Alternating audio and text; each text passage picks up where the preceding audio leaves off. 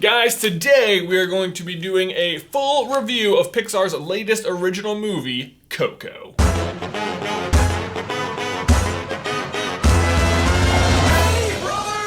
Right out of the gate, we should go ahead and give you a warning that there will be spoilers for the movie Coco, so if you haven't seen it yet, maybe go watch it and then watch this video. Or watch it ahead of time, know what it is, and seem smug in front of your friends.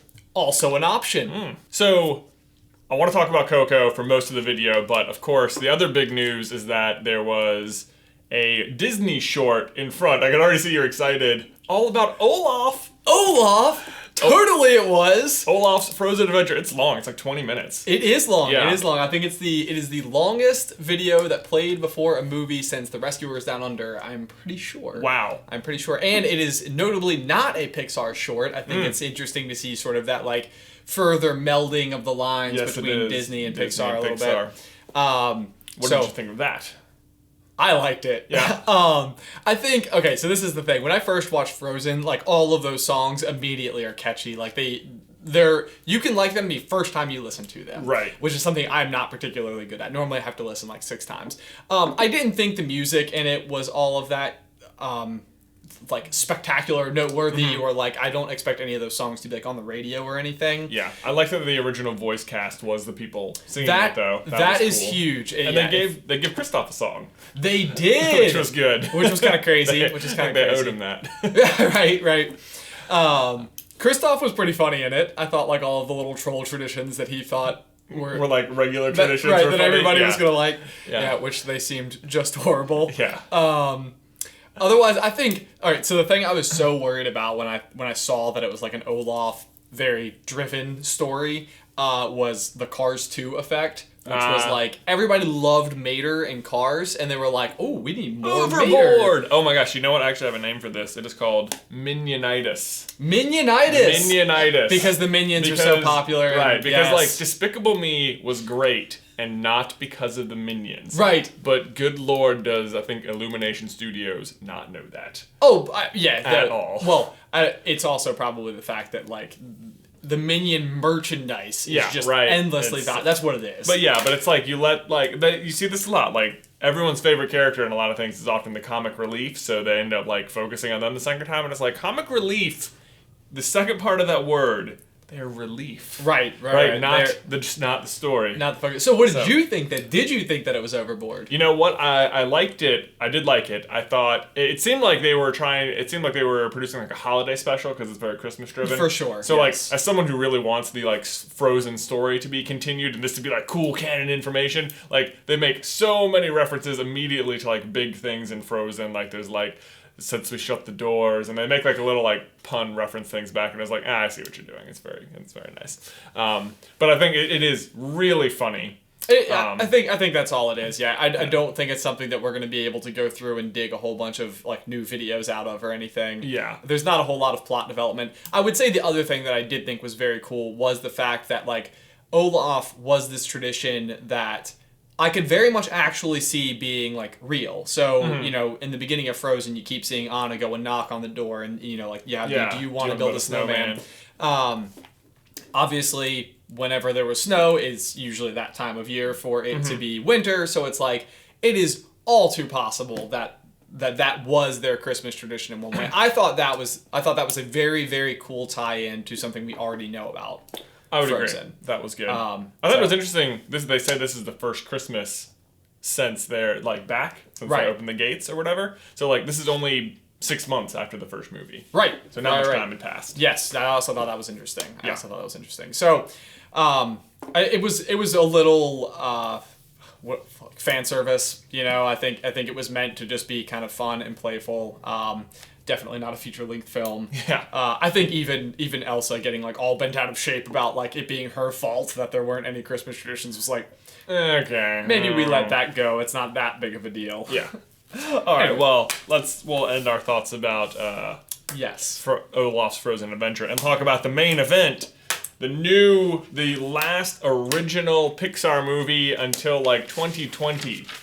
Coco. Crazy. Yeah, weird to think about because you have Toy Story 4 and The Incredibles 2 coming, and that wraps you up out of the decade. So yeah, that's pretty wild. This movie is gorgeous. It is, yeah, okay. And just initial thoughts, like... Okay, yeah, no, okay, so that's the thing. Like, me and you talk all the time about how we're not big fans of 3D movies. I will probably go back and see this movie in 3D. I think this might be one of those ones. It is, I mean, it is truly gorgeous, the whole thing through. Like, anytime they give you a big wide shot of the city...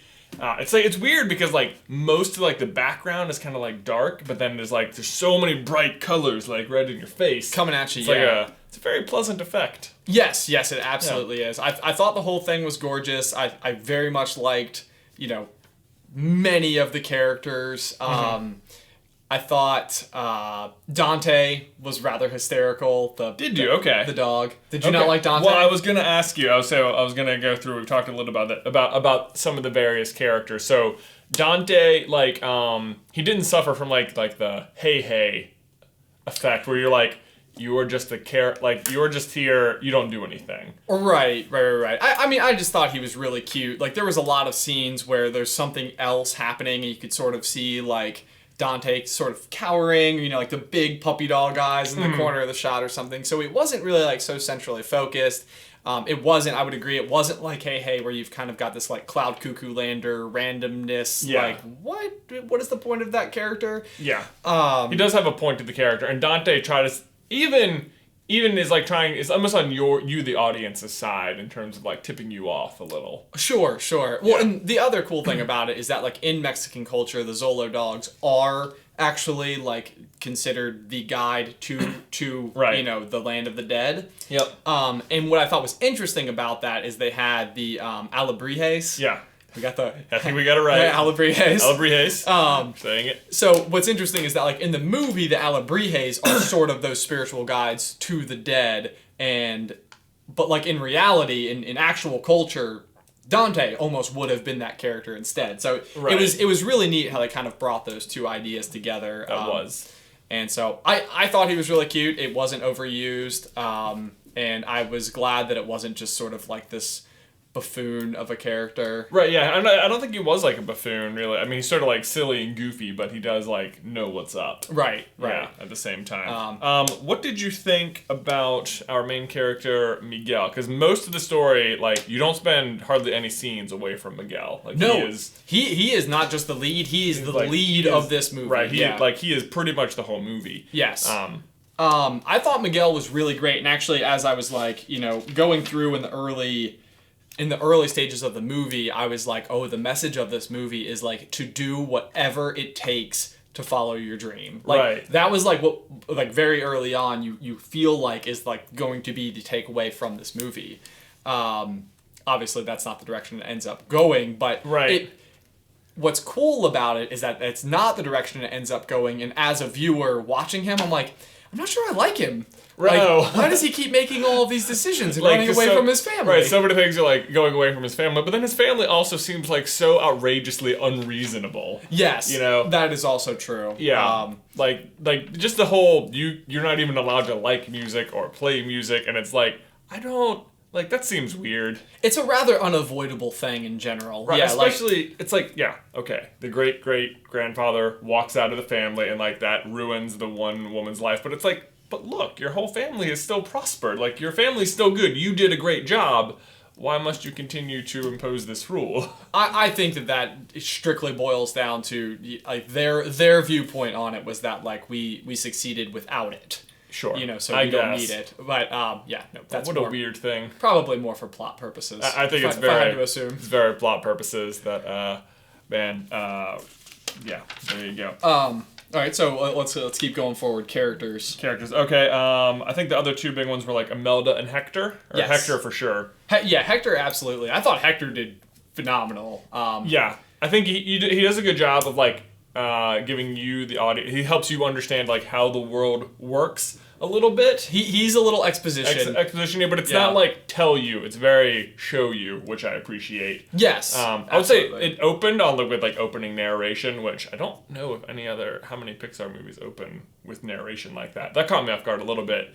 I don't normally love it when movies do that, but this did a good job. I liked the little like pick paper, animation at the beginning. I thought that was really cool. Good. I thought that was very good. Cool way to like set the story. Right. Yeah. All right, so this was something I actually talked about in like the top 10 hardest to animate characters or effects in Pixar history, which was like one of our most recent videos, is the idea that as they are being forgotten, you know, the skeletal structure starts to break down. Really take an effect. And one of the things about Hector in particular is that going through and making his clothes like tattered, and the fact that he's got like these suspenders that don't go over anything, and like a neckerchief on and all this stuff. The animation on him, I think so much detail went into, like, even kind of the zombie walk. Yeah, he's like, that's not how skeletons walk. And he's like, that's how you walk. Right. Yeah, it's like, because you're being forgotten. Right, but, like, from an animation perspective, like, as you're watching that, there's, like, a lot of pieces of him that are moving all at the same time. Right. So, like, you've got, like a shin bone or something that's, like, coming undone a little bit. You know, you've got, like, all the clothes flapping in the breeze. Everything's, like, dark and yellow. So I liked the fact that they merged like that kind of difficult animation, and then also put like the underlying story with it, where like the yellowing of him and everything. Right. Was on the flip side, then though, you have Ernesto de la Cruz, who is pristine and the sparkly, most well remembered person ever. I thought it seemed a little far-fetched to me that this was like the most remembered person on Earth, or like the most famous person of all time. Right. Yeah, that seemed a little odd to me. Right. Like I'm not saying he's not really famous, clearly, but no, I completely agree. It's kind of like I even wrote that down. I was like, why is Ernesto like the key to this underworld? Like what is it about him and the way that this situation goes down that like brings Miguel there? Yeah, I also thought it was odd that, like, for the most remembered person, the way he celebrates the holiday is not even by going back to the real world. Like, he has this, like, there's this big party at his place that tons of important people are invited to that prevents them from going across. And it's, like, only open for a day, so it's like, that seems weird. Don't you feel like that's sort of like thematic about him though? Is that like the whole idea of the movie is very, very family driven, you know, and it's like that is the thing that should be like, you know, your priority. Right. And sort of the way that he succeeded was by giving those things up. And as a result, he, you know, ended up being the most remembered. But even in that world, he values something that like almost nobody else does. That's like, true. Like, you know, he's sort of celebrated as this hero, and I think that everybody sort of like looks to him as a fan. Like the thing that all of the other people or the other, you know, dead appreciate the most is getting back to their families. Right. So it's almost like even though they're fans of him, I don't think that they would like admire him. Maybe. In the same sense, if that makes sense. I mean, that's an interesting. It does, like, the whole that it really like underlies like the theme of the holiday. Like the entire Mexican like underworld culture then is like obviously the most important thing is remembering family, because if everyone stops forgetting you, then you have like the final death. Right. And you stop. So it's like it's weird that like in the afterlife you would obviously be aware of this, but then like ahead of time you would not. True. You know? So it's like really important that they keep remembering you, but that you don't know how important it is until afterwards. Exactly. And what's even interesting is I feel like it does, when you are watching, it makes you think about family members in a huge way. Right. Because you're all of a sudden thinking like, you know, what if that's how it works? Yeah. Like, what if the memory is like what allows this you know, afterlife arena to exist, and without having consistent memories. Like, I think it makes you appreciate this holiday that they have. Absolutely. It's like if this is what you believe, then like this holiday in particular is almost like the point of your existence is to like celebrate your family, which I guess is mostly what the movie is trying to drive home. Right. And although the family is not celebrating Miguel's passions. Right. Well, and I think that's it's interesting, and that's where I wrote down at the beginning of the movie that I felt like the theme of the movie was going to be doing whatever it takes to follow a dream, but ultimately, obviously, it's more like the way that you value your family, and like you see it with Hector and with Ernesto both, where like what they did was chase their dream. And what Miguel is doing in the beginning is exactly what they did. Mm-hmm. You know, he's like running away from his family. He's breaking into something. He's stealing a guitar that's part of a shrine. Like, right. He's doing things that are really not great. Right. And then even like once he gets in there, they immediately are able to, you know, give him this blessing that sends him back to the land of the living. And what does he immediately do? Like within seconds. Yeah, he like breaks the promise he breaks has. the promise. Yeah. Yeah. So it is weird because so many movies today, like the message is follow your dreams at like any cost kind of thing. That's true. But like the resolution here a little bit is like for him, like he finally sort of like does play his family in front of it and is like willing to give up on that for them. Right. Yeah. And sort of this idea of like, what is the point of accomplishing your dream if you don't have people to like share it with? Right. I think is a big thing. Let's talk about the actual music itself. Yeah. It's like a very big part of the movie. What did you, I mean, I thought it was pretty awesome. I thought the music was spectacular. Yeah. It was very, very good. Talking before about Frozen and kind of feeling like, I don't know if any of these songs will end up being like super popular. I think everything about this, and this is a different thing for Pixar. Yeah. That's sort of like where they ventured away from the idea of having music. Right. Is they don't have musical. Right. It was interesting because I still wouldn't call this a musical in the way that you would call like Moana like a musical or something. Where you have a character sort of break into song as part of like the plot. You have actual musicians like playing songs. Playing songs because of the plot. Right. You know, it's like there are songs in there, but the songs are because of what the movie's about. It's not like, oh, I need to sing about my feelings and my journey, and I'm the bad guy. You know? Right. Yeah. No, I loved it. I thought all of the music was extremely good. I really actually just can't wait to go see it again. What did you think? Oh, I liked the music a lot. My only, like, not even, like, critique was just, like, how talented is Miguel? Like, he seems, like, overwhelmingly talented for someone who has only ever practiced on a guitar he built himself and has never performed. Or had any formal training whatsoever. Yeah. Even under, like, singing, you know. Right. Well, and I would say that, like, you know, they had the actor who played Miguel do the singing. Yeah, and he's great. I thought he crushed it. The actual performances are really good. Right. So I don't know, like if that kid was actually able to belt it. That's true. Then Miguel, right? You know? But like, did that kid not have any training? I'm sure he did. I'm sure he does as well. I think he has to be good for the story to go. I think he absolutely does. And he's, you know, descended from this great musician anyway, so I think you can let that it's in his blood. It's in his blood or his bones, maybe, is the better word for this movie. Yeah, there you go. Yeah. What did you spot any Easter eggs along the way? Well, so Pizza Planet truck in this one was bam, clear as right day. out the gate. Right out of the gate. Derek's looking at us like he didn't see it. I missed it completely. No way! Oh my gosh. Man, as soon as I was like, saw that one. I feel like that may have even been like in a trailer or something. Might have been. That one was so on the nose. On the flip side of that, I did not spot A113 or the Luxo Ball. I did not spot either of those either. Again, this was in the trailer, but there was the Nemo Alebrije. Yes. And then there's some piñatas of Buzz and Woody and Mike Wazowski. Ah, yes. Hanging up. So you actually caught those and nudged me, so I couldn't steal your thunder on that because you spotted them. That being said, I do think that I have read, I have not seen, but I'm pretty sure the Luxo Ball is a luchador mask. Ah. And so I would be willing to bet that it is sitting on a table somewhere and it's like a blink and you miss it type thing. Sure. I thought that was actually kind of clever because the Luxo Ball is one where, like, oftentimes, I guess it is actually the ball. Yeah. And it's not quite as, like, disguised. Mm-hmm. That would be a cool way to disguise it. Right. That would be. Yeah, that would be. In there. I think there were times, like we mentioned in our top 10 things to look for Coco video, like these Mexican celebrities. And I was like, obviously Frida Kahlo's in there because she's like a somewhat bigger character. Right. There were times when I thought the other people were on screen. I was like, I bet those are people, but like I don't know enough of what they look like to recognize them. Yes. Immediately.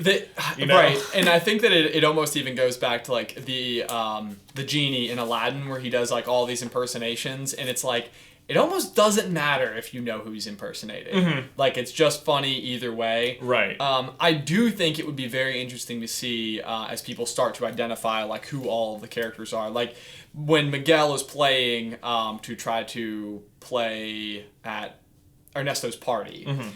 They show you like a bunch of like clips of other acts on stage. I would be willing to bet all of those are Easter eggs, cameos. Oh my gosh, was there a Weird Al joke? You mentioned that and I was like, man, we already missed it. Okay, so what happens is there's like 3 people playing the accordion on stage, and like everyone in the audience is like this is lame, but there's like one guy with like goofy black hair like, yeah! And I was like, is that supposed to be Weird Al? Oh, so you I thought the guy in the crowd. Oh, yeah. That's hysterical. I couldn't tell. I need to go back. It happened so fast. I was like, that'd be so weird. And Weird Al was Weird Al was just like in this underworld from Mexico. Yeah, I have no idea. I did not catch that. I heard you say it while we were in the theater, but I was like, I hope it's true. I hope it's true. We need to look up and see if Weird Al is at all affiliated with Mexican culture. I somehow doubt it. Yeah, probably. Who knows? I guess it's possible. So do you want to, I guess we should mention right here that we are going to get real spoilery. So if you have not seen the movie, this might be a good time to just stop watching. Stop or pause or, yeah. Well, pause. Go watch the movie and then come back and unpause. We'll be just waiting here. Yeah. So, that being said, twist ending. Yes. Man, I think it's like the whole movie doesn't even feel like the kind of movie where there's gonna be a twist ending. You just think like he's on an adventure to get to a goal, and you think there's just gonna be obstacles in the way, and eventually he'll get there. Right. I think the whole time, even before we went into the movie, I assumed that Hector was going to be the character that's where I thought Pixar was going to somehow rip your heart out by killing someone who's already dead. Right. Yeah. And I was like, no, don't do it. Don't do it. They opened the door to it. They do. And I think they even like flirt with it at the end of the movie where it's like, oh, they've got it. No. Got it. No. Yet. Is he gonna die or not? Right. Or be forgotten or not? Yeah, is he gonna be forgotten or not? So I guess the way it works is, we said earlier, if everyone in the living world forgets about you, then you disappear from the underworld. And the only living person who remembers Hector is his daughter, Coco, who is now like 94, 95 years old. Right. And she is, I guess the movie is hinting that she's about to die, or that her memory is fading. Right. Well, and I think that's exactly it. Is that what we're seeing, and the reason why this year in particular is so critical to Hector's existence in the land of the dead is essentially because Coco can't possibly live that much longer. Right. And but it's like because of his abandonment of her as a child, that they don't remember him. Right. And so it's like this terrible irony of like the only person he wants to see is, the only way he'll ever be able to see her is if she dies, but she's the only one who remembers him anyway. Right. So they would literally pass each other paths on the way out, which is like I feel like it gives me chills as to how just sad that would be. And see, like, I liked the twist. I think I figured it out earlier in the movie that it was coming, that Hector is actually Miguel's great-great-grandfather, not Ernesto. What? Okay. Oh, man. Before I get into that, because I also spotted it, I think earlier than DK, who was watching it with us. DK said he didn't spot it at all. I was just enjoying the film, and suddenly... Yeah, twist. I'll show you what I wrote it down. Hector is going to be his actual great-great-grandfather. Yeah, look at you.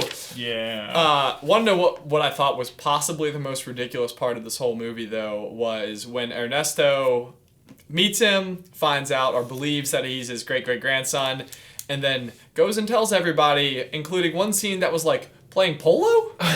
Like, how much time do they fit into this day? Right. It was Yeah. like, and why that activity? Why that activity? Is it big in Mexican culture? Yeah. It is? Oh, I don't know. Oh, okay. You were I thought it agreeing was with like- me that it was ridiculous. Oh, I agree that it was ridiculous. I was like, maybe it's just. I mean, it's very popular in like rich upper class culture, I guess, and he was supposed to have done that. Right. But, Although, what would it say about Ernesto that he didn't know that he had?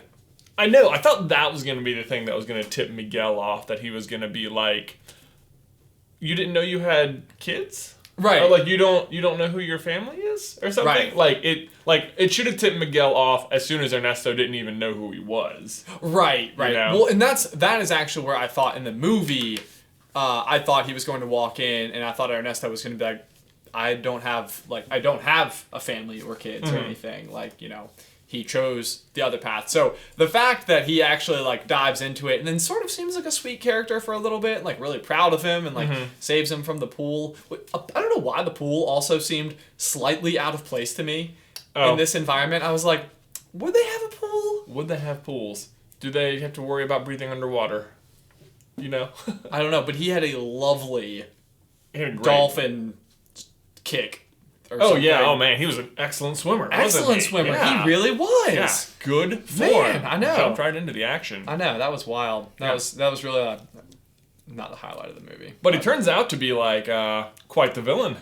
Yes, quite Quite the the villain villain. indeed. And the way that it all like slowly synced up together, and you find out that in reality, Hector is the one who was this like brilliant songwriter, and And yeah, De La Cruz stole all of his songs and music. And he had the look. it's basically had like. And I think the heartbreaking part is when you find out that Hector was trying to go home to see his family, and that's when Ernesto like poisons him. This area, like, I thought that it made sense, and I understood that there was going to be some version of that, but I didn't totally understand. Like, it almost seems like in some ways it would solve Ernesto's problem that he wasn't the brilliant songwriter if Hector left. Like, why kill him on the way out? Surely Hector was continuing to write songs as he was writing these letters to Coco. Mm-hmm. Doesn't necessarily seem like he would just have like a briefcase full of songs. I don't know. It also seemed like, you're just abandoning, like, you're on the rise, you're giant and popular. Are you really going to, like, let him go visit his family? Just come back. Right. Just make more time for that. Right. Kind of thing. Right. Yeah. It totally, that to me I think was the hardest part to believe. It doesn't really bother me because I think that the way that it all worked together was really nice. Mm-hmm. Even how he steals how he murders him to make a movie. Yeah. About it. That's like that. I mean, I think it even Yeah. shows like almost a little bit of his like lack of creativity. right. Where like he's not writing these songs. He's not this brilliant like musician or whatever that everybody believes he is. It's the same thing. It's like he doesn't even have like his own inspiration for a movie. Overall, though, I really did. I liked the twist because I didn't know it was going to be a movie with a twist. Right. It's like not part of the marketing or anything, but because they don't even like advertise like a villain or anything. No, at no, all. But yeah. but he's totally there. But I will say, it is interesting. You could have figured it out via the marketing. You could have. You could have like they give you one little hint, and it is that the guitar has the gold tooth, and Hector has the gold tooth, and Yes. you're like, I cannot believe we didn't notice it. I I can't can't believe it. I know. I mean, and that was pretty glaring. Like. Right as soon, away. yeah, I was like, oh my gosh, like that's exactly That's it. exactly it. And I think that this is going to be one of those movies where once you know the twist, you are going to go through and see how many times they tell you Oh yeah. when you watch it again. Because it's a lot. It is.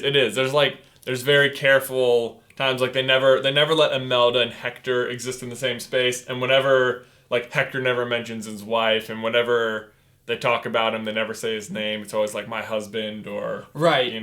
That's the scene. That's one of those scenes, yeah, like where Imelda is like on the other side of the gate and Miguel's running away from her, and she starts singing and she says like my husband and I used to sing. It's like you would probably say his name there. Yeah, like if he's this most famous of people. And you could maybe make the argument that like that is the extent to which she would not recognize like his existence is by being like, you know, just by saying my husband. I'm not even going to say his name. But in the beginning of the movie, there's a conversation with Miguel's family where they talk about how like nobody remembers his great-great-grandfather. Right. And it's like, if it was Ernesto de la Cruz, yes, they do. Yes, they do. You want to know what the biggest statue in the cemetery is? Yeah. Ernesto de la Cruz. He's got like a whole entire, like, whatever. Yeah, he's very remembered. Yes. So, my only thought about the whole twist situation is that I feel like because Hector ends up being the actual great-great-grandfather and they do end up saving him, it kind of removes the like the gut punch, the truly sad moment. Like, there's some sad moments and there's some touching moments, but like no one dies, you know? Like no one really is like there's no Bing Bong Gone Forever kind of moments. There's no Andy leaving for college. There's no Ellie dying, you know? Are you trying to make me cry? I'm just saying they very well could have done it. Had it come to pass that Hector and Coco miss each other, that would have been the worst. That would have been but like also the best, you know. Oh, but also the best. The Like best. we would have had to remake our top 10 saddest moments. Oh my of gosh, Pixar that would history. have been just so tragic. What they do though is they inside out you a little bit, where Miguel gets back after this like traumatizing experience or you know whatever, and when he turns and hugs his parents, that was the moment that almost got me. Oh really? That was like when Riley gets back from having run away, and you know she feels like her family's going to be so mad at her, and then you know it's like at the end of the day you never want to see your child upset. Like Right. that's not the objective. So I think you can be against the things that they maybe want to do if you can see it not turning out well for them. But I think in that moment, like when you kind of see them like come together and they're being supportive, it was like, whew, okay, a little bit misty here. Yeah, I think the moment for me was when he actually starts playing the "Remember Me" song for Coco. For Coco. Yeah, I liked how the title makes so much sense. Yes. I feel like it's really the whole movie's really about her, like in a way. Completely. Yeah, it's very well named, but like that's one of those. Like, why are they calling it Coco? You know? Right. I don't quite get it. I know one character's named that, but. No, I think the name of the movie is flat out brilliant. Yep. Yeah, I think it worked really well. It's very good. So I think we have one real question left, which is, you know, like what would you give this movie out of 10 and can you place it in your Pixar ranking? Oh man, I think I would give it a 9 out of 10. It's very good. Yeah. It's very good. I think that is exactly where I placed it as well. I thought there was, I think maybe just a couple of like small little critiques. Overall, I absolutely loved the story. I thought the animation was amazing. I thought the message was amazing. Lots of really, really strong points for it. Yes. I think as far as what's your rating? Did you say 9 out of 10 too? Yes, 9 out of 10. 9 out of 10. Where do I put it in my ranking is a completely different conversation. Because, like, Inside Out, I had further back, and the more I watch Inside Out, the more it moves up. Oh, I'm sure Inside Out is going to get so much worse for me as whenever the baby is born here. Yeah. I mean, that one's going to be, it's going to have a whole lot of new power for you. But this one could, too. This one could, too. Yeah. It's a lot about family. Yeah. I don't know if I could place it right now. I feel like... I want to say vaguely top 6. I don't know. I was literally thinking top 7, but I feel like the problem with saying that is that it almost is saying that you place it at 6. So, right. Yeah. Right. It's like 6. What would you say top 3 if it was going to be the top 3? Like no, that's what I'm going to say. Right. I will certainly say I think it is the best Pixar movie since Inside Out. Oh, absolutely. Yeah. I don't even think that's a question. Definitely, I would say it beats out. What would we have had? Finding Dory, Good Dinosaur, and Cars 3. Yep. So I think it would beat all of those on my list. But yeah, crazy. Yeah, that being said, Incredibles 2 next summer. So I'm fully expecting that to blow everything out of the water. Can we just talk for the next 30 seconds about like I am so excited about The Incredibles 2. I am actually like ruefully disappointed with the trailer. Oh, with the teaser trailer thing? It is like driving me crazy. Oh my gosh. So I even feel like what they've done here is even before that little Jack teaser trailer came out, they had like a teaser for that. And then this wasn't even, it's not even a trailer. I wouldn't call this a teaser trailer. This is like they had like a teaser for the teaser. This would is have like been a teaser trailer. This would have been good. Like this would have been good removed. for exactly one thing, and that would have been announcing the fact that there's going to be an Incredibles 2. If that is how I found out there was Sure. going to be an Incredibles 2, my jaw would be on the freaking floor. There you go. That's But- a good, yeah, like unannounced, boom, Pixar just drops this out of the blue. You're like, what? Right. It's like otherwise we already knew. already knew Jack had powers. I mean, Maybe. That being said, we're pretty invested in Pixar's doings. So maybe for a lot of people, this was. that's true. That's news, very true. you Yeah, know. this could have been the moment, but geez, I mean, be on the internet every once in a while, people, and you would know. You would know the Incredibles 2 was coming So out. that's my thoughts on that. All things Pixar. We've covered a lot of stuff today. We have covered many things. Let us know, what did you think about Coco? Where would you rank it amongst the other Pixar films? Be sure to leave your thoughts in the towel section down below. Yes, and if you'd like to see our reviews of any other movies, we'll at least put a link to one of the cards over here. Somewhere. You can check that out. Finding Dory or whatever. This will be interesting. We have to talk about how it gets into the Pixar theory, too. Yes, that's up next. That's up next. It's going to be fun. Yes. All right, well, I think that's all for today. I think that's it. Bye. See ya.